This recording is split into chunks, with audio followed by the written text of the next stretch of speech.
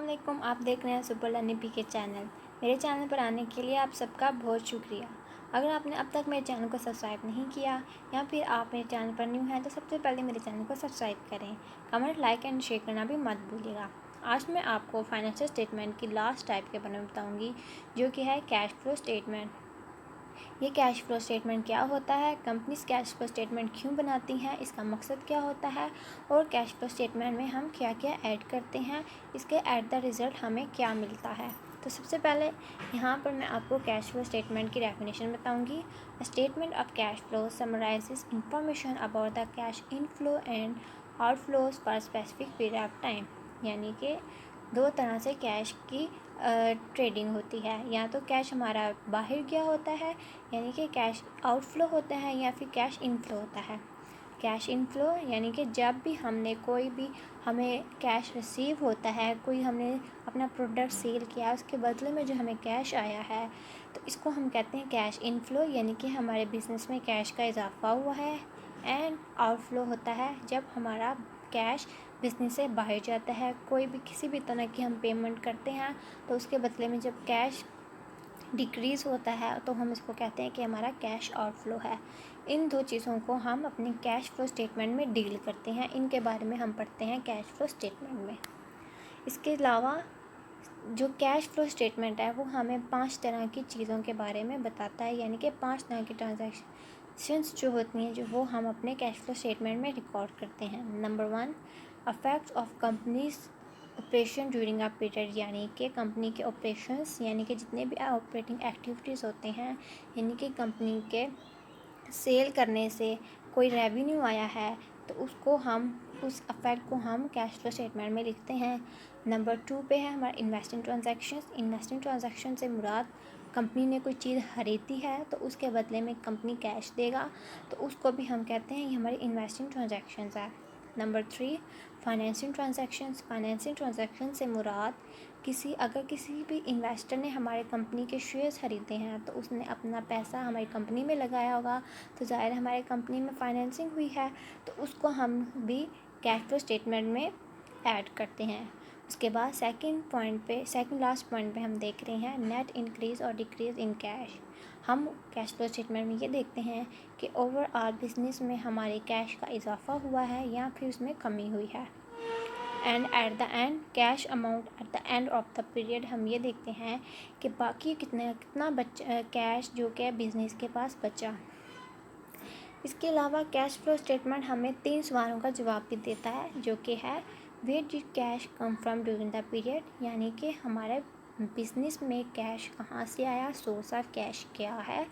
What was cash use for during the period, यानी कि हमने अपने कैश को किस तरह से इस्तेमाल किया है, उसका यूज़ कैसा था हमारा। और थर्ड क्वेश्चन जिसका सवाल हम कैश फ्लो स्टेटमेंट से ढूंढते हैं वो है what was change in the cash balance during the period, यानी कि कंपनी के कैश में कैसे चेंजिंग आई, कंपनी ने क्या क्या किया है।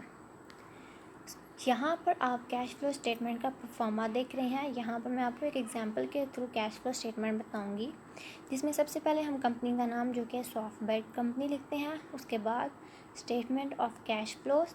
थर्ड नंबर पे हम लिखेंगे for the month ended September 30, 2012।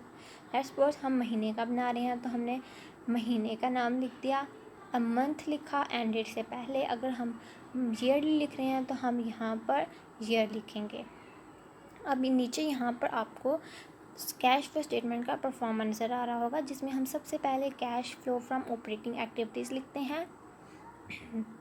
उसमें हमारा क्या क्या आता है, cash receive from revenue, company को रेवेन्यू हुआ है, यानी कि कंपनी ने अगर लेट्स सपोज कोई सेल की है तो उसके बदले में उसको कैश रिसीव हुआ है, या फिर कंपनी ने कोई चीज़ उधार पे सेल की थी तो बाद में कंपनी को जो रिसीव हासिल हुआ है उसको हम कैश रिसीव फ्रॉम रेवेन्यू में लिख देंगे, जो कि हमारा $3300।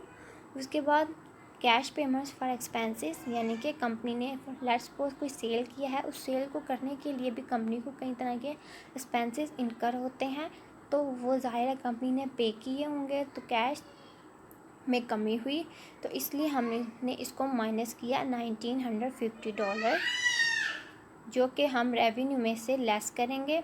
उसके बाद net cash provided by operating activities, इन दोनों का माइनस करने के बाद हमारे पास निकला net cash provide by operating activities, यानी कि हमने जो भी ऑपरेटिंग एक्टिविटीज़ की थी उससे हमारे पास कितना कैश बचा। उसके बाद हमारे पास आता है cash flows from investing activities, यानी कि कंपनी ने, नीचे आपको नज़र आएगा परचेज ऑफ इक्विपमेंट का मतलब ये है कि कंपनी ने एक इक्विपमेंट ख़रीदा था, तो ज़ाहिर है उसके बदले कंपनी ने पेमेंट की होगी, इसीलिए हमने इसको लेस कर दिया है 7000। उसके बाद हमारे पास आता है cash flows from financing activities. Cash flows from financing activities से मुराद हमारी किसी भी तरह के बिज़नेस में फाइनेंसिंग आई है, पैसा आया है। इन्वेस्टमेंट बाय ओनर, यानी कि किसी भी इन्वेस्टर ने इन्वेस्टमेंट की है तो पैसा आया, तो इसको हम ऐड करेंगे 15000। इसके बाद हमारा है drawings bye owner. Drawings bye owner को हम अपने इन्वेस्टमेंट बाय ओनर में से लेस कर देंगे। क्योंकि ड्राइंग्स हमने बोला था पर्सनल यूज़ होता है और कंपनी और जो ओनर होता है वो उसको अपने पर्सनल यूज़ के लिए निकालता है, इसीलिए हमने उसको इन्वेस्टमेंट बाय ओनर में से लेस करना है, जो कि हमारा $1300 है। इसको हमने माइनस किया तो बाकी हमारे पास बचा $13,700।